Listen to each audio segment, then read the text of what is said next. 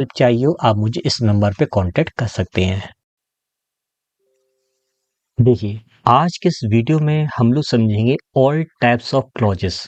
Clauses कितने type की होती हैं, कैसे फंक्शन करती हैं, इनका क्या-क्या चेहरा होता है, क्या-क्या रूप होता है, वो हम एक-एक चीज़ बारीकी से देखेंगे। ये अपनी थर्ड क्लास है। इससे पहले हम अपनी 2 क्लासेस कंप्लीट कर चुके हैं अलग-अलग टॉपिक पर और ये अपनी थर्ड क्लास है। जो भी TGT, PGT, LT grade, TET से रिलेटेड स्टूडेंट्स हैं, इस सीरीज को ज़रूर देख सकते हैं। इससे आपको बहुत ज़्यादा बेनिफिट मिलेगा क्योंकि मैं हर लेवल पे चीज़ों को डिस्कस करने की कोशिश कर रहा हूँ। तो इस वीडियो में हम सारे क्लॉजेस को डिटेल समझेंगे क्योंकि एग्जाम्स में बहुत ज़्यादा पूछे जाते हैं। क्लास को स्टार्ट करने से पहले मैं जानकारी दे देना चाहता हूँ, अगर आप माइकल स्वान का बैच, रैनर मार्टिन का complete batch, SBO complete batch चाहते हैं तो ये उपहार क्लासेस ऐप पर आपको देखने को मिल जाएंगे सारे बैचेस। इसके अलावा 300 पेजेस के पीडीएफ जिसके सारे वीडियोस उपहार क्लासेस चैनल पे अवेलेबल हैं, जीरो से एडवांस लेवल के। और हाल ही मैंने एक और पीडीएफ लॉन्च की है 1500 पेजेस की है, जिसमें 300 से ज़्यादा टॉपिक कवर है और वो उनकी आधे से ज़्यादा नोट्स की वीडियोस अवेलेबल यूट्यूब पर हैं, बाकी के मैं कंप्लीट कर दूंगा। 1200 से ज़्यादा फिक्स्ड प्रपोर्शन जिसकी हिंदी मीनिंग उसमें है, इसकी पीडीएफ और बाकी सभी पीडीएफ जो हैं वो उपहार क्लासेस ऐप पर अवेलेबल हैं। ये जो लेक्चर सीरीज चल रही है अपनी टेट की, इस सभी की A4 साइज की प्रिंटेबल पीडीएफ आपको उपहार क्लासेस ऐप पर मिल जाएगी। आप जा करके वहां से डाउनलोड करके प्रिंट आउट करवा सकते हो। बाकी कोई भी हेल्प चाहिए हो आप मुझे इस नंबर पे कांटेक्ट कर सकते हैं। अब आइए डिस्कस करते हैं क्लॉजेस के बारे में। ये कंप्लीट वीडियो होगा, इसमें हम सारी क्लॉजेस के बारे में समझेंगे। फिर अगले वीडियो में हम लोग अलग अलग क्लॉजेस के बारे में डिटेल में देखेंगे सेपरेटली। आज के इस वीडियो हम क्या क्या पढ़ेंगे एक बार इसको डिस्कस कर लेते हैं। सबसे पहले हम क्लॉजेस का इंट्रोडक्शन देखेंगे, फिर क्लॉजेस कितने टाइप्स की होती हैं। जैसे पहले होती है प्रिंसिपल क्लॉज जिसको हम मेन क्लॉज कहते हैं, एक होती है आपकी सब ऑर्डिनेटिंग क्लॉज। दो टाइप की क्लॉजेस होती हैं। फिर अगर और गहराई से चलें तो जो सब ऑर्डिनेटिंग क्लॉज है आपकी, ये 3 टाइप की होती हैं, noun clause, adjective clause. Adjective clause का दूसरा नाम होता है रिलेटिव क्लॉज और एक आपका होता है एडवर्ब क्लॉज। ये 3 टाइप की आपकी क्लॉजेस देखने को मिलती हैं। अब और गहराई से अगर जाएं तो एडवर्ब क्लॉज जो है वो मल्टीपल फंक्शन करता है, जैसे टाइम बताता है, प्लेस है, रीजन है, कॉज है, पर्पस है, कंडीशन है, कंट्रास्ट है, कंसेशन है। कंसेशन कंट्रास्ट का मतलब विपरीत सेंटेंस लिखा होना, रिजल्ट है, कंपैरिजन है, ये सब देखने को मिलता है। इसके अलावा फाइनाइट या नॉन फाइनाइट क्लॉजेस क्या होती हैं, अगर इसको मैं पढ़ाऊंगा जरूर, अगर आप इसको इग्नोर कर दे तब भी कोई प्रॉब्लम नहीं है, लेकिन मैं इसको समझाऊंगा आपको क्लॉजेस समझ में आ जाएंगे इस वाले चैप्टर से, इस वाले सेक्शन से भी। इसके अलावा क्लॉजेस और फ्रेजेस में क्या डिफरेंस है ये बहुत जरूरी समझना, क्योंकि अक्सर कर लोग फ्रेजेस और क्लॉजेस में कंफ्यूज रहते हैं। हम इस डाउट को भी क्लियर करेंगे। अब आइए एक एक करके डिस्कस करते हैं हर एक पॉइंट को बारीकी से। सबसे पहले देखते हैं कि क्लॉज क्या होता है। अब clause is a group of words. Clause जो है वो शब्दों का एक समूह होता है जिसमें कम से कम एक सब्जेक्ट और एक वर्ब होता ही होता है। क्लॉज में एक सब्जेक्ट और एक वर्ब होता ही होता है। It forms part of a sentence. ये सेंटेंस से जुड़ा होता है, सेंटेंस के अर्थ को पूरा करता है। ये या तो इंडिपेंडेंट होता है या फिर डिपेंडेंट क्लॉज होता है। ये दो तरह की क्लॉजेस होती हैं। बेसिकली सब मिला के आपको मैं समझाने की कोशिश करूं तो किसी सब्जेक्ट और वर्ब के कॉम्बिनेशन को हम लोग बोलते हैं ग्रामर में सेंटेंस। क्या बोलते हैं? सेंटेंस। सब्जेक्ट और वर्ब मिलाकर के बोलते हैं सेंटेंस। अगर एक बार और लिख लेते ताकि हम आसानी से समझ सकें, इन दोनों को मिलाकर बोलेंगे सब्जेक्ट। अगर इस सेंटेंस के पहले कोई भी कंजंक्शन नहीं लगा है तो ये अपना कहलाएगा प्रिंसिपल क्लॉज या फिर कहलाएगा मेन क्लॉज। दोनों का मतलब एक ही है, ठीक है। अगर इस सेंटेंस के पहले कोई भी कंजंक्शन है, अभी हम ये बात नहीं करेंगे कि वो नाउन का है, कि वो एडजेक्टिव का है, कि वो एडवर्ब का है, हम ये बात नहीं करेंगे। सब मिलाकर के अगर कंजंक्शन है तो कंजंक्शन से लेकर के वो पूरा का पूरा जो हिस्सा है ये आपका कहलाता है सबऑर्डिनेटिंग क्लॉज। ये सबऑर्डिनेटिंग जो क्लॉज है, ठीक है, ये तीन तरह से हो सकता है, या तो ये नाउन क्लॉज हो सकता है, या ये एडजेक्टिव क्लॉज हो सकता है, या फिर ये एडवर्ब क्लॉज हो सकता है। वो हम जब डीप में पढ़ेंगे जा करके तो हमें समझ में आ जाएगा। ओवरऑल इतना समझ में आ गया है कि अगर ये वर्ब से पहले लिखा हुआ है, एक कंजंक्शन लिखा हुआ है, तो ये पूरी पूरी क्लॉज कहलाएगी। ठीक है। और इन दोनों को मिला करके कंप्लीट एक सेंटेंस बोलेंगे। क्या बोलेंगे? एक सेंटेंस बोलेंगे। अब सेंटेंस भी तीन तरीके के होते हैं, और गहराई से अगर चलें, सिंपल सेंटेंस, कॉम्प्लेक्स सेंटेंस, ये कंपाउंड सेंटेंस, ये सब इस कंजंक्शन को देख करके ही पता कर सकते हैं हम लोग। ठीक है। हम बहुत डीप में नहीं जाएंगे, फिलहाल क्लॉजेस के बारे में डिस्कशन कर रहे हैं, तो हम क्लॉजेस को समझेंगे और उनसे इन सब चीज़ों को कवर करते हुए चलेंगे। जितनी मैंने बात समझाई है, ये बात यहाँ पर कहीं लिखी नहीं है नोट्स के अंदर, ये आप अलग से नोट्स बनाते चलिए, उनमें ये सब बात आप लोग नोट डाउन करते जाना। अब आइए एक एक करके एग्जाम्पल से समझते हैं। सी सब्जेक्ट, सैड वर्ब, इस वर्ब का ये रहा subject. She subject was linking verb, tired adjective. ठीक है। कॉम्प्लीमेंट का काम कर रहा है इस सब्जेक्ट के लिए। इस सेंटेंस से पहले कोई भी कंजंक्शन नहीं है यहाँ पर। ठीक है। तो ये अपना कहलाएगा मेन क्लॉज या फिर प्रिंसिपल क्लॉज। इस सेंटेंस के ठीक पहले कंजंक्शन लगा हुआ है, तो ये पूरा का पूरा इतना बड़ा सेंटेंस जो है ये कहलाएगा क्लॉज। क्या कहलाएगा? क्लॉज। अब हमें इतना समझ में आ गया है कि ये क्लॉज है, और मैं आपको एक्स्ट्रा जानकारी यहीं पर दे दे रहा हूं। जब भी दैट लगा हो तो आप उसको सब ऑर्डिनेटिंग क्लॉज बोलना। क्या बोलोगे? सब ऑर्डिनेटिंग क्लॉज। ये ग्रामर के पॉइंट ऑफ व्यू से कॉम्प्लेक्स सेंटेंस बन रहा है। अगर आप नहीं पहचान पा रहे तो कोई बात नहीं, दैट जहां पर भी लगा हो कॉम्प्लेक्स सेंटेंस बनेगा। ठीक है। अब हम बात करेंगे टाइप्स ऑफ क्लॉजेस। क्लॉजेस कितने टाइप्स की होती हैं? ठीक है। पहली आपकी होती है मेन क्लॉज, इसी का दूसरा नाम है प्रिंसिपल क्लॉज। ठीक है। अब main clause can stand alone. एक मेन क्लॉज अकेली लिखी जा सकती है जो कि कंप्लीट मीनिंग कन्वे करता है। जैसे कि सी सब्जेक्ट इज हैप्पी प्रेडिकेट है। अब मैं अलग अलग तरह से समझा रहा हूँ, हालांकि लिंकिंग पर भी एडजेक्टिव है, ये सब्जेक्ट कॉम्प्लीमेंट बन रहा है। ठीक है। मैं अब दूसरी तरह समझाता हूँ ताकि चीजें जल्दी समझ में आ जाए। तो सी सब्जेक्ट है, इज हैप्पी प्रेडिकेट है, इसके पहले कोई भी कंजंक्शन नहीं है, तो आप इसको दो चीजें बोल सकते हो। या तो आप इसको प्रिंसिपल क्लॉज बोल दो तो भी कोई प्रॉब्लम नहीं है, या फिर आप इसको डायरेक्ट सेंटेंस बोल दो तो भी कोई प्रॉब्लम नहीं है। ये दोनों तरह से बोला जा सकता है, इसमें कोई भी प्रॉब्लम नहीं है। तो हमें एक बात ये समझ में आई है कि जो सेंटेंसेस लिखे होते हैं वो अपने प्रिंसिपल क्लॉज कहलाते हैं। उसमें कोई कंजंक्शन अगर नहीं है, एक से ज्यादा सेंटेंस कहीं नहीं है, तो वो प्रिंसिपल क्लॉज कह दो, मेन क्लॉज कह दो, या डायरेक्ट सेंटेंस कह दो, तीनों बातें एक ही हैं। ठीक है। आई सब्जेक्ट है, विल कॉल यू, मैं तुम्हें कॉल करूंगा, मैं तुम्हें फोन करूंगा, ये प्रेडिकेट हो गया। इसके पहले कोई भी कंजंक्शन नहीं है, आप इसको प्रिंसिपल क्लॉज कहिए या फिर आप इसको सेंटेंस कहिए, बात एक ही है, इसमें कोई भी डिफरेंस नहीं है। तो ये समझ में आई बात हमें प्रिंसिपल क्लॉज या मेन क्लॉज के बारे में। अब हम बात करेंगे सब ऑर्डिनेट क्लॉज के बारे में। इसी को ही डिपेंडेंट क्लॉज कहा जाता है। Subordinating clause is equal to dependent clause, दोनों का मतलब एक ही है।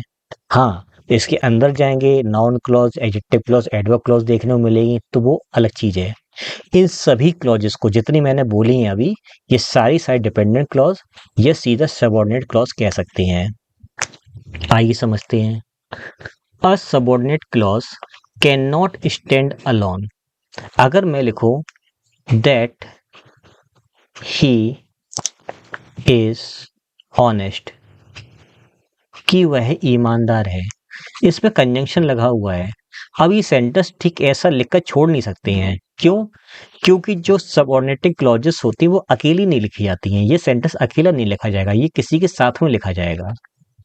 It depends on the main clause. किसके साथ में लिखा जाएगा? ये मेन क्लॉज के साथ में लिखा जाएगा, तब ये सेंटेंस सही माना जाएगा। ठीक है। तो हम कैसे लिखेंगे? जैसे हमने लिखा आई नो, मैं जानता हूं, ये हमारी हो जाएगी मेन क्लॉज। क्या जानता हूं?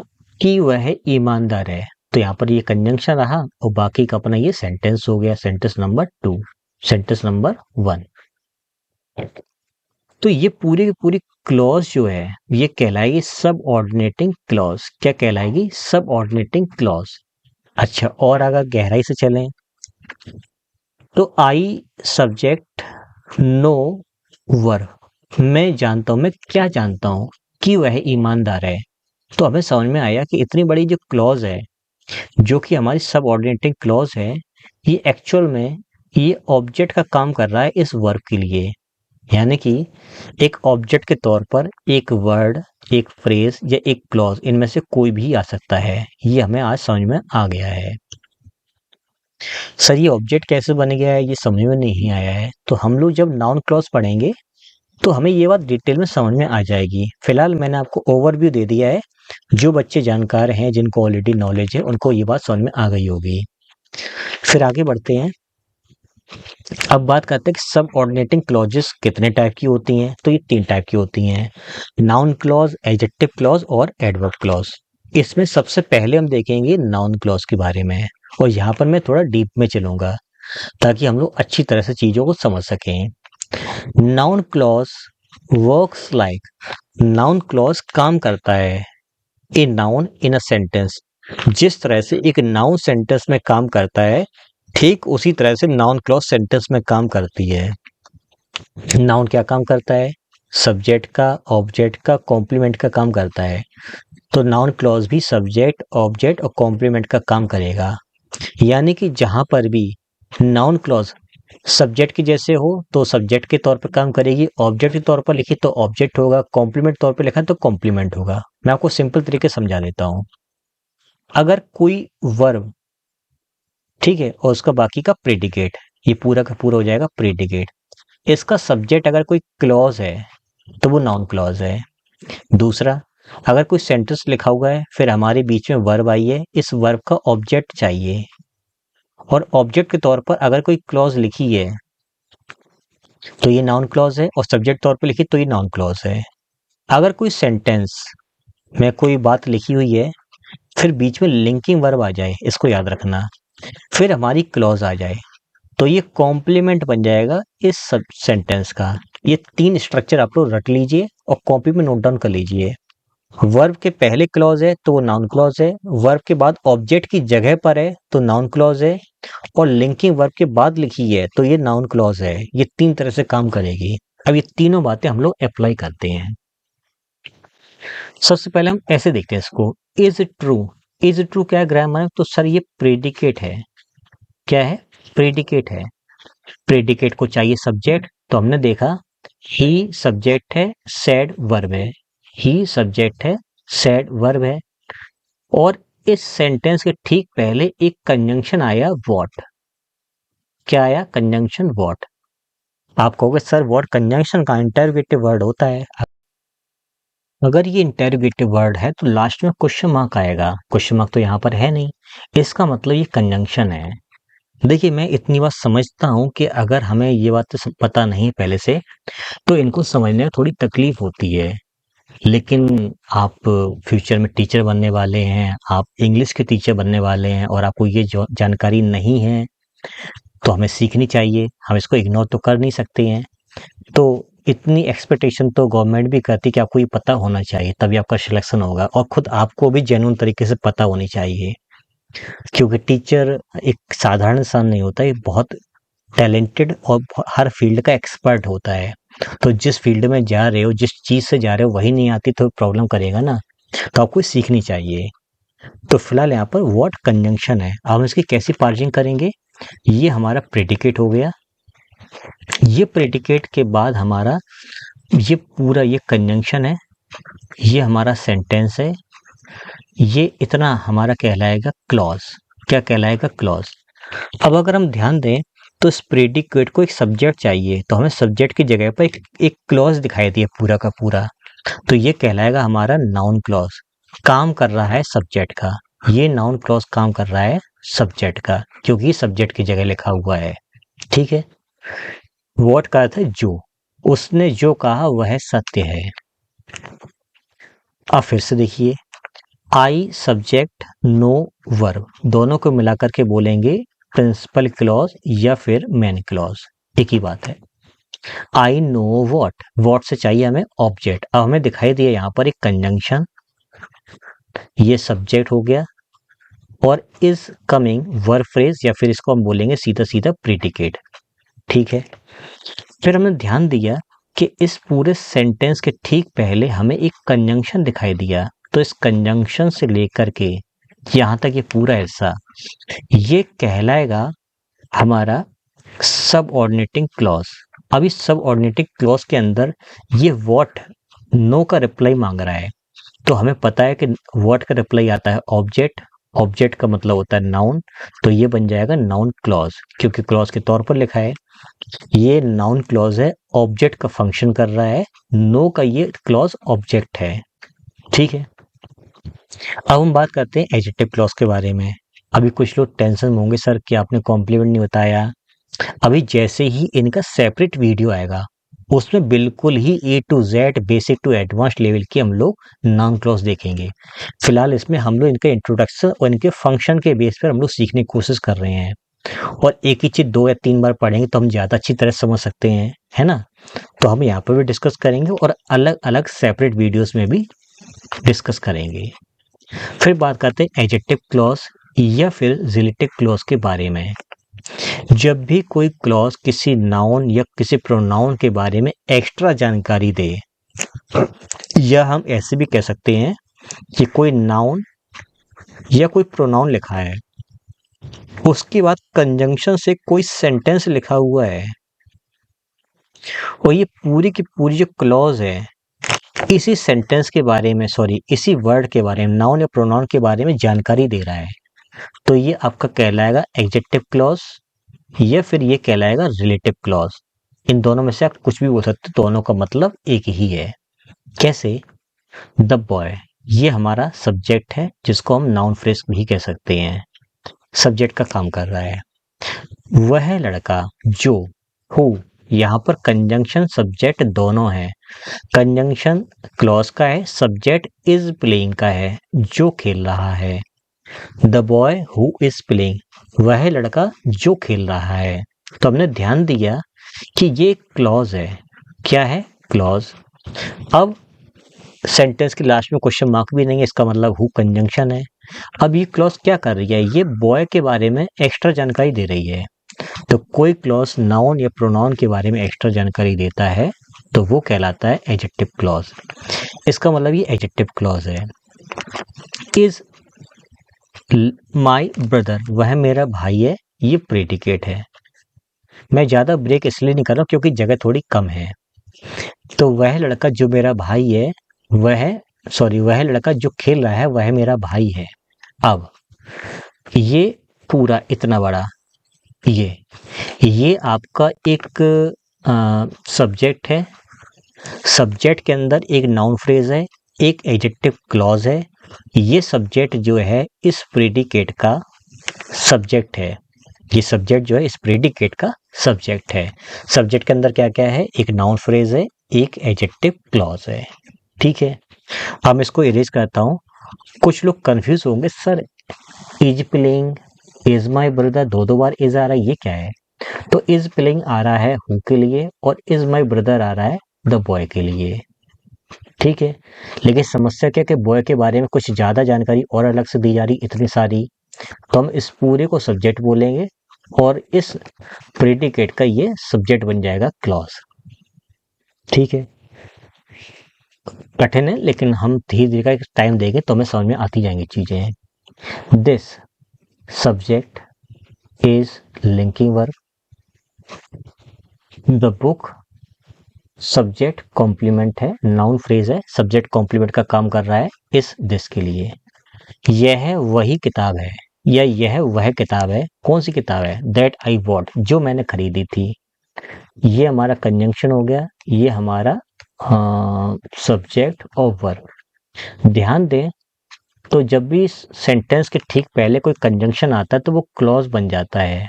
क्या बन जाता है? क्लॉज।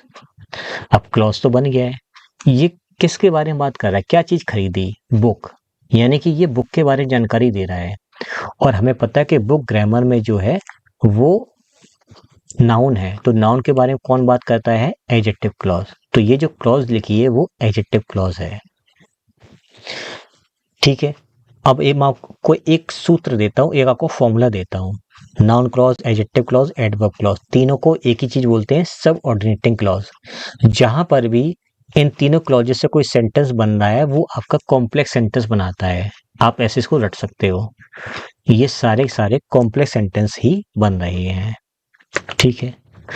अब बात करते हैं एडवर्ब क्लॉज के बारे में।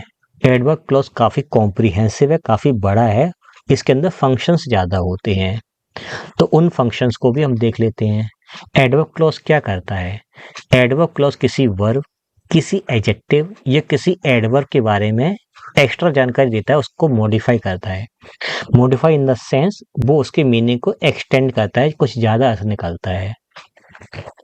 इसको डिटेल में स्टडी करना बहुत जरूरी होता है, जो हम करेंगे। एडवर्ब्स के अलग अलग फंक्शंस होते हैं, जिसमें पहला फंक्शन है एडवर्ब क्लॉज ऑफ टाइम। जब कोई क्लॉज टाइम को बताता है तो वो एडवर्ब क्लॉज ऑफ टाइम कहलाता है, यानी कि वो किसी वर्ब के समय को बता रहा है वो क्लॉज। कैसे, आगे देखते हैं। जैसे मैं एक सेंटेंस लिखूं, आई विल कम टुमारो।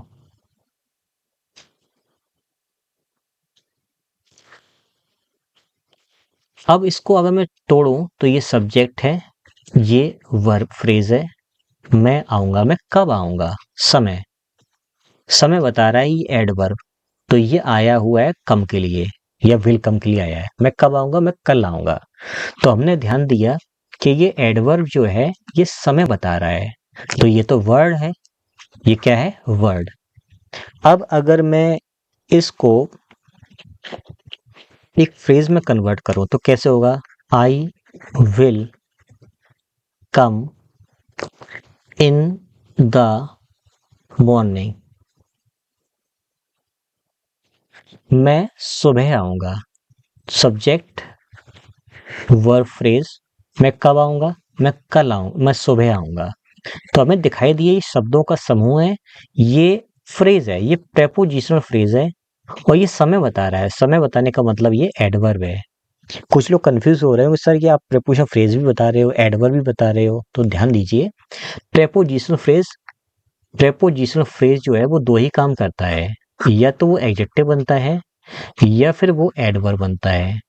इसीलिए मैं हमेशा प्रीपोजिशन फ्रेज को या तो एडजेक्टिव बोल देता हूँ या एडवर्ब बोल देता हूँ, क्योंकि इसके फंक्शन है। अब हमें दिखाई दिया कि ये तो फ्रेज है, क्या है, फ्रेज है। अब की बात समय बताने के लिए फ्रेज आया। इतनी बातें अगर समझ में आ गई हैं तो अब आते हैं अपने सेंटेंस पर। I subject will come verb या वर्ब फ्रेज, मैं आऊंगा, मैं कब आऊंगा। छोड़ दो इसको, आगे वाले सेंटेंस को तोड़ते हैं। यू सब्जेक्ट कॉल फोन करना, मी पूरा प्रेडिकेट ही मान लेते हैं, मैं फोन, तुम फोन करोगे, तुम फोन कब करोगे, जब तुम फोन करोगे। वैन का मतलब यहाँ पर जब है। जब भी कोई क्वेश्चन वर्ड हो और उसके लास्ट में क्वेश्चन मार्क हो तो इसका अर्थ निकलेगा का से, कहाँ, कब, क्यों, कैसे, ठीक है। कोई क्वेश्चन वर्ड लिखा है लास्ट में फुल स्टॉप है तो उसका अर्थ निकलता है जा से, जहां। जैसे कि व्हेन का मतलब कब और व्हेन का मतलब जब। क्वेश्चन मार्क नहीं लगा है तो जब है, क्वेश्चन मार्क लगा होता तो कब अर्थ निकलता। ये भी आप नोट्स में लिख सकते हैं।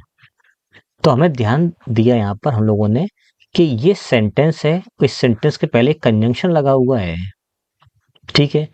तो हमने कंजंक्शन से लेकर के इतने पूरे सेंटेंस को मान लिया है क्लॉज। अब ये नाउन, एडजेक्टिव, एडवर्ब कोई भी हो सकता है। तो मैं आऊंगा, मैं कब आऊंगा, जब तुम फोन करोगे, जब तुम बुलाओगे। तो आने की एक टाइमिंग बताई जा रही है जो कि क्लॉज में लिखी हुई है, ठीक है।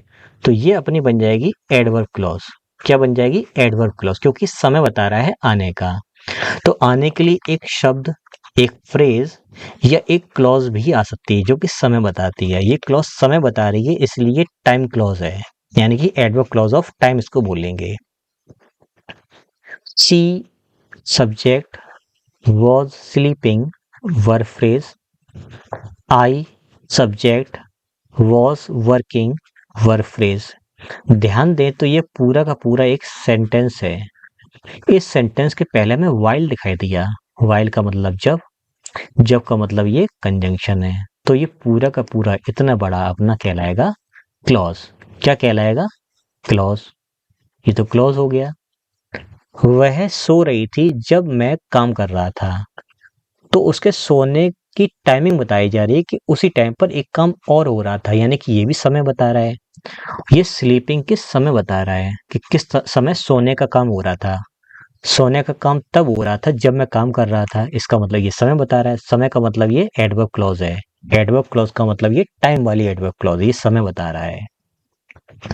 बहुत गहराई से मैं डिस्कस कर रहा हूँ और एक एक पॉइंट को डिस्कस कर रहा हूँ। अगर आपको चीजें समझ में आ रही हैं तो आप कमेंट बॉक्स में जरूर रिप्लाई करना कि सर सब कुछ समझ में आ रहा है। अब बात करेंगे एडवर्ब क्लॉज ऑफ प्लेस। ऐसा कोई भी क्लॉज जो स्थान बताए वो अपना कहलाएगा एडवर्ब क्लॉज ऑफ प्लेस, या फिर प्लेस वाली क्लॉज, या फिर एडवर्ब क्लॉज ऑफ प्लेस। जैसे कि I will go to school, मैं स्कूल जाऊंगा। तो हमने ध्यान दिया यहाँ पर स्कूल एक एडवर्ब है, यानी कि टू स्कूल एक एडवर्ब जो लोकेशन बता रहा है, स्थान। तो ये हो जाएगा हमारा वर्ड। क्या हो जाएगा? वर्ड। स्थान बताने के लिए, प्लेस बताने के लिए वर्ड का यूज किया गया है। हम इसी जगह एक पूरा का पूरा क्लॉज लगा सकते हैं। जैसे कि सिट, आप बैठ जाइए, ये इंपेरेटिव सेंटेंस है, ये हमारी हो जाएगी वर्ब। यू सब्जेक्ट लाइक हमारा वर्ब हो जाएगा। हमने ध्यान दिया इस सेंटेंस के ठीक पहले एक कंजंक्शन आया है वेयर, जहां। क्वेश्चन मार्क नहीं, इसलिए कहां नहीं निकलेगा, जहां निकलेगा। ये अपना हो जाएगा कंजंक्शन। फिर हमने ध्यान दिया इस कंजंक्शन से ये पूरा का पूरा हमारा बन रहा है, ये पूरा का पूरा क्लॉज। क्या बन रहा है? क्लॉज। बैठ जाइए जहां आपको पसंद हो, जहां तुम्हें पसंद हो वहां बैठ जाओ। तो हमने ध्यान दिया जगह के बारे में बात कर रहा है क्लॉज, जगह के बारे में बात कर रहा है, तो ये एडवर्ब क्लॉज बन जाएगा जो कि सिट की लोकेशन बता रहा है, बैठने की। ठीक है। फिर एक और देखिए सेंटेंस, ही सब्जेक्ट गोज वर्ब, ही सब्जेक्ट वॉन्ट्स वर्ब। इस सेंटेंस के ठीक पहले अगर हम ध्यान दें तो वेयर एवर कंजंक्शन एक लगा हुआ है, हालांकि कंपाउंड कंजंक्शन है। वेयर एवर, वेयर है उसमें एवर जुड़ा हुआ है। जहां भी तुम्हारी इच्छा हो, तुम ही लिखा हुआ है, ही गोस वह जाता है जहां भी उसकी इच्छा होती है। तो अगर हम ध्यान दें ये एक क्लॉज है, ये पूरी पूरी क्या है? एक क्लॉज है। समझ में आ गया हमें? ये क्या कर रहा है? ये लोकेशन बता रहा है, जहां भी उसकी इच्छा हो वह वहां जाता है। तो ये जाने की प्लेस बता रहा है, लोकेशन बता रहा है। तो ये कहलाएगा एडवर्ब। किस टाइप का एडवर्ब है? लोकेशन वाला एडवर्ब है। वह जहां चाहता है वहां जाता है। ठीक है। अब अगली क्लॉज के बारे में अगर बात करें तो ये रीजन, ये कॉज बताता है कि इस कारण से ऐसा हुआ, इस कारण से ऐसा होगा, इस कारण से ऐसा होता है। रीजन बताता है। आइए देखते हैं। एक चीज तो मैं भूल ही गया, सिट यहाँ पर मेन क्लॉज है और ये आपकी एडवर्ब क्लॉज है। ही गोज आपकी मेन क्लॉज है, बाकी आपका एडवर्ब क्लॉज है। भूल जाऊं, आप लोग समझ चुके होंगे, देख लेना अपने हिसाब से। I subject stayed home predicate है। ठीक है। मैं घर पर रुका, it subject was raining predicate है, इसको हम फिलहाल वर्ब बोल देंगे। फिर हमने ध्यान दिया इसके पहले कंजंक्शन भी लगा हुआ है, बिकॉज। तो इस कंजंक्शन से लेकर के ये पूरी की पूरी इतना बड़े हिस्से को हम बोलेंगे क्लॉज। क्या बोलेंगे?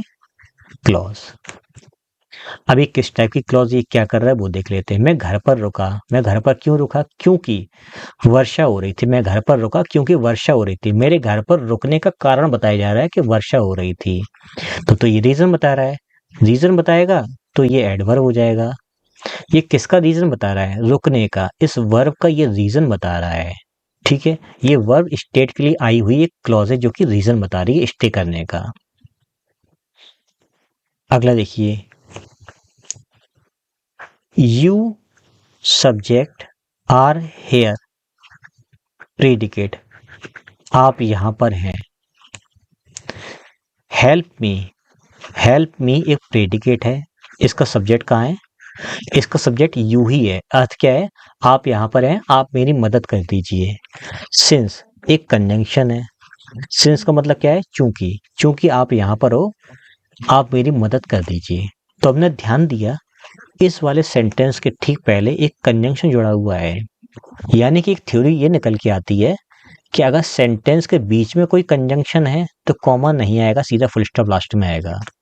अगर सेंटेंस के शुरुआत में कंजंक्शन है, फिर एक सेंटेंस है, तो फिर कॉमा लगेगा, फिर एक सेंटेंस, फिर उसके बाद फुल स्टॉप। या मल्टीपल सेंटेंसेस भी हो सकते हैं। तो ये कॉमा जो है पहले कंजंक्शन आने की वजह से लगा है। ठीक है, तो ये एक क्लॉज बन गया। हमने ध्यान दिया ये एक क्लॉज बन गया है। क्योंकि आप यहां पर हो, आप मेरी मदद कर दीजिए। अब इस सेंटेंस में थोड़ा सी लॉजिक है क्योंकि ये क्लॉज बन गया है, इसका मतलब ये वाला हिस्सा जो है ये आपका कहलाएगा मेन क्लॉज। अब अगर आप कंफ्यूज हो कि सर इसका सब्जेक्ट कहाँ है, तो यू यहाँ पर कॉमन मान लिया क्योंकि यू पहले आ चुका है, इसलिए यू बाद में नहीं लिखा है। आप दोबारा यहाँ पर यू हेल्प मी लिख सकते हो क्योंकि थोड़ा सा ये ऑड लगेगा देखने में, इसलिए हम लोग यहाँ पर यू नहीं लिख रहे हैं। अब हेल्प करने का कारण क्यों है? क्योंकि आप यहाँ पर हो। क्योंकि आप यहाँ पर हो, तो ये हेल्प वर्ब का ये रीजन बता रहा है कि हेल्प क्यों की जाएगी, क्योंकि तुम यहाँ पर हो। इसका मतलब ये एडवर्ब क्लॉज है, हेल्प का रीजन बता रहा है। ठीक है, अब हम बात करेंगे एडवर्ब क्लॉज ऑफ पर्पस। ऐसा क्लॉज जो उद्देश्य बताए किसी चीज का, तो वो आपका कहलाता है एडवर्ब क्लॉज। हालांकि अभी बहुत डिटेल में हम लोग चल रहे हैं, इससे भी ज्यादा डिटेल में हम लोग जब इसका सेपरेट वीडियो देखेंगे तब वहां पर और डिटेल में चीजें डिस्कस करेंगे। ठीक है, अब इसको डिस्कस कर लेते हैं। ही सब्जेक्ट है, वर्क हार्ड वह कठिन परिश्रम करता है, बहुत मेहनत करता है, ये प्रेडिकेट हो गया। ये एडवर्ब है, इसकी एडवर्ब है, ये वर्ब है। सो दैट एक कंपाउंड कंजंक्शन है। कंजंक्शन तो है लेकिन कंपाउंड कंजंक्शन है। सर ये कंपाउंड कंजंक्शन क्या होता है, नाउन फ्रेज क्या होता है, तो इसको देखने के लिए आप मेरे चैनल उपाय क्लासेस पे चले जाइए, आपको सभी तरह के कंजंक्शन देखने को मिल जाएंगे। बाकी जो एसेंशियल कंजंक्शन से जो एग्जाम में पूछे जाते हैं वो इस चैनल पे हम लोग जरूर पढ़ेंगे। फिर ही सब्जेक्ट है, कैन सक्सीड हमारा प्रेडिकेट है। वह कठिन परिश्रम करता है ताकि, सो दैट का मतलब ताकि वह सफल हो सके। तो हमने ध्यान दिया इस सेंटेंस के ठीक पहले एक कंपाउंड कंजंक्शन लगा हुआ है, फिलहाल इसको हम कंजंक्शन बोलेंगे। तो ये बन रहा है एक पूरा का पूरा क्लॉज। अब ये क्लॉज बन रहा है, वह कठिन परिश्रम करता है ताकि वह पास हो जाए। वह कठिन परिश्रम क्यों करता है? काम करने का पर्पस बताया जा रहा है। पर्पस क्या है? सफल होना। तो ये पर्पस बता रहा है, इसलिए एडवर्ब क्लॉज ऑफ पर्पस है। एग्जाम में इतने डिटेल में नहीं पूछते हैं वो लोग, केवल इसकी टाइप पूछते हैं किस टाइप का है, नाउन, एडजेक्टिव के एडवर्ब क्लॉज है। तो आप कहोगे सर ये एडवर्ब क्लॉज है क्योंकि ये पर्पस बता रहा है वर्क करने का। फिर आगे देखिए, सी क्या है? सब्जेक्ट है। इसको तो मैं भूल गया, मैं बार बार भूल जाता हूँ। ये हमारी मेन क्लॉज है। ठीक है, ये हमारी एडवर्ब क्लॉज है। सी सब्जेक्ट विस्पर्ड, उसने धीरे से बोला, ये हमारी वर्ब हो जाएगी। और ये दोनों को मिलाकर के बोलेंगे मेन क्लॉज या फिर प्रिंसिपल क्लॉज। सो दैट ताकि, conjunction, no one subject could hear सुन ना सके। ठीक है, ये हो जाएगा वर्ब। ये तीनों को मिलाकर के बोलेंगे क्लॉज क्योंकि ये कंजंक्शन आगे लगा हुआ है।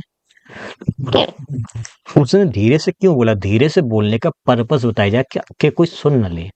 तो इस विस्पर की पर्पस बताया जा रहा है, इसलिए ये हमारा एडवर्ब क्लॉज कहलाएगा। ठीक है, अब हम डिस्कस करेंगे एडवर्ब क्लॉज ऑफ कंडीशन, शर्त वाले वाक्य। कौन से? शर्त वाले वाक्य।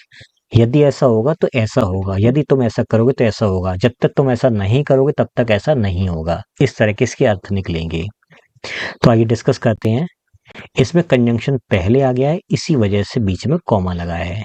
ठीक है, तो ये अपना एक सेंटेंस पूरा है, इसके पहले कंजंक्शन है, तो ये अपना कहलाएगा क्लॉज। क्या कहलाएगा? क्लॉज। फिर हमने ध्यान दिया, यहाँ पर सब्जेक्ट है, यहाँ पर प्रेडिकेट है, दोनों को मिलाकर बोलेंगे प्रिंसिपल क्लॉज या मेन क्लॉज। क्यों? क्योंकि इसके पहले कोई कंजंक्शन नहीं है। यदि तुम पढ़ोगे तो तुम पास हो जाओगे, कॉमा का अर्थ है तो तुम पास हो जाओगे, कॉमा का अर्थ निकल रहा है प्रॉपर तो। अब पास कैसे होगे?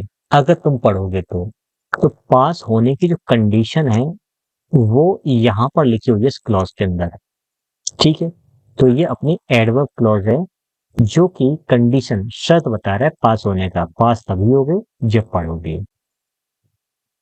फिर आगे देखिए, यू सब्जेक्ट है, विल फेल, तो फेल हो जाओगे, असफल हो जाओगे, ये हमारा हो जाएगा प्रेडिकेट। तो फेल क्यों हो जाओगे? You subject work hard predicate, ये हमारा पूरा सब्जेक्ट हो गया। अनलेस क्या है? हमारा कंजंक्शन हो गया। अनलेस का मतलब होता है यदि या जब तक कि नहीं, तो तुम सफल नहीं होगे जब तक कि तुम कठिन परिश्रम नहीं करोगे। ठीक है, दोनों सेंटेंस का अर्थ नेगेटिव निकलेगा, या फिर हम ऐसे कह सकते हैं, तुम असफल हो जाओगे यदि तुम मेहनत नहीं करोगे। ओवरऑल नहीं का सेंस निकलेगा। तो ये पूरी की पूरी क्लॉज बन रही है। क्या बन रही है? क्लॉज। सफल होने का कंडीशन रखी जा रही है कि कठिन परिश्रम का मतलब पास, कठिन परिश्रम नहीं करने का मतलब फेल। यानी फेल का यहाँ पर कंडीशन बताई जा रही है कि ये तुम्हें काम करना पड़ेगा तभी ऐसा होगा। इसका मतलब ये एडवर्ब क्लॉज है जो कि कंडीशन यानी कि शर्त बता रहा है। अब हम डिस्कस करेंगे एडवर्ब क्लॉज ऑफ कंट्रास्ट या कंसेशन। दो विपरीत वाक्यों को आपस में जोड़ा जाएगा। जैसे कि ही सब्जेक्ट इज रिच प्रेडिकेट। इस सेंटेंस के ठीक पहले एक कंजंक्शन दिखाई दिए ऑल्दो। ऑल्दो का मतलब होता है ये बात जो है इसके विपरीत दूसरी बात कही जा रही है। तो ये अपना सब्जेक्ट है, ये अपना हो जाएगा प्रेडिकेट, दोनों को मिलाकर के बोलेंगे मेन क्लॉज, क्योंकि इसके पहले कोई कंजंक्शन नहीं है। Although he is rich he is unhappy. हालांकि वह अमीर है फिर भी वह खुश नहीं है। अमीर होने का मतलब खुश होना चाहिए लेकिन नहीं है। दो ऑपोजिट सेंटेंस आपस में जुड़े हुए हैं। तो ये वाली क्लॉज जो है इस वाले सेंटेंस का कंट्रास्ट, ये कंसेशन बता रहा है, विपरीत इसकी बातचीत हो रही है यहाँ पर, तो ये कहलाएगा, ये पूरा का पूरा सेंटेंस कहलाएगा क्लॉज। क्लॉज किस टाइप का? एडवर्ब क्लॉज है, क्योंकि ये विपरीत सेंटेंस, ऑपोजिट सेंटेंस यहाँ पर लिखा हुआ है और यहाँ सेंटेंस से पहले कंजंक्शन आ गया, इसी वजह से यहाँ पर कॉमा लगा है। फिर अगला देखिए, it subject was late predicate है। इन दोनों से पहले ठीक यहाँ पर एक कंजंक्शन मिल गया हमें, दो और ऑल्दो का मतलब एक ही होता है। कंजंक्शन पहले आने की वजह से यहाँ पर कॉमा लगा है। फिर यहाँ पर ही सब्जेक्ट है, कंटिन्यूड वर्किंग यहाँ पर हमारा प्रेडिकेट है। ये इन सबको मिलाकर के बोलेंगे मेन क्लॉज, या फिर आप कह सकते हैं प्रिंसिपल क्लॉज, एक ही बात है। दो इट वॉज लेट, हालांकि देरी हो गई थी, फिर भी ही कंटिन्यूड वर्किंग, फिर भी उसने काम करना जारी रखा। Although it was late, late होने के बावजूद, यानी कि इस सेंटेंस की अपोजिट एक बात लिखी है कि लेट हो गए थे तो काम तो जारी नहीं होना चाहिए लेकिन तब भी मिला देखने को। तो ये हमारा सेंटेंस पूरा का पूरा ये इतना हिस्सा कहलाएगा एडवर्ब क्लॉज, क्योंकि ये कंट्रास्ट दिखा रहा है सेंटेंसेस के बीच में। अब हम बात करेंगे एडवर्ब क्लॉज और रिजल्ट, जिससे हमें रिजल्ट पता चलेगा कि इसकी वजह से ये रिजल्ट निकल के आया। जैसे कि ही सब्जेक्ट वॉज सो टायर्ड, वह बहुत थका हुआ था। प्रेडिकेट पूरा का पूरा ऐसा कहलाएगा main clause. That conjunction he subject slept early, वह जल्दी सो गया। वह इतना थका था कि वह जल्दी सो गया। ये अपना प्रेडिकेट। सभी को मिलाकर के बोलेंगे क्लॉज। किस टाइप की क्लॉज है? ये रिजल्ट बता रहा है कि थके होने का रिजल्ट क्या निकल के आया कि वह जल्दी सो गया। यानी कि ये हमारी एडवर्ब क्लॉज है। रिजल्ट बता रहा है जल्दी सोने का रिजल्ट क्या है, मतलब जल्दी सोने का कारण क्या है? बहुत ज्यादा थका हुआ ना, बहुत ज्यादा थका हुआ की वजह से क्या हुआ? वह जल्दी सो गया। तो ये हमारा एडवर्ब क्लॉज है जो कि रिजल्ट बता रहा है जल्दी बहुत ज्यादा थकने का। It subject was such a hot day, it was such a hot day, वह बहुत ज्यादा गर्म दिन था। ये हमारा प्रेडिकेट है। सभी को मिलाकर के बोलेंगे मेन क्लॉज या प्रिंसिपल क्लॉज। दिन बहुत ज्यादा गर्म था। कितना? कि conjunction we subject, we subject हो गया। स्टेड इनसाइड, अंदर रहे, घर पर रहे। प्रेडिकेट। देखा जाए तो ये पूरा का पूरा इतना ऐसा क्लॉज बन रहा है क्योंकि कंजंक्शन बाहर लगा हुआ है। किस टाइप की क्लॉज है? दिन इतना ज्यादा गर्म था कि हम लोग घर पर रहे, यानी दिन के गर्म होने का रिजल्ट क्या निकल के आया कि घर पे ही रहना पड़ा। इसका मतलब ये एडवर्ब है, क्लॉज है। और ये जो है एडवर्ब क्लॉज मेन क्लॉज का रिजल्ट बता रहा है कि इसका रिजल्ट क्या निकल के आया। अब हम बात करेंगे एडवर्ब क्लॉज ऑफ कंपैरिजन। जहां पर तुलना होती है, कंपैरिजन होता है, वहां पर एडजेक्टिव क्लॉज बनती है। ये शायद आपको पहली बार देखने को मिल रहा होगा क्योंकि कंपैरिजन कंपैरेटिव डिग्री आप तो काफी पढ़ रखे होंगे, पॉजिटिव, कॉम्परेटिव, सुपरलेटिव, लेकिन एक्चुअल में ये क्लॉजेस बनाते हैं। जैसे कि शी सब्जेक्ट इज टॉलर, वह काफी लंबी है। प्रेडिकेट। दोनों को मिलाकर के बोलेंगे प्रिंसिपल क्लॉज या मेन क्लॉज। देन की तुलना में कंजंक्शन आई एम एक सेंटेंस है, वह मेरी तुलना में काफी लंबी है। तो देखा जाए यहाँ पे तुलना हो रही है कंजंक्शन के साथ में, तो ये अपना कहलाएगा क्लॉज। क्लॉज तो समझ में आ गया है। अब ये क्या कर रहा है? पहले वाले सेंटेंस से कंपेयर कर रहा है दूसरे वाले इंसान को, ठीक है।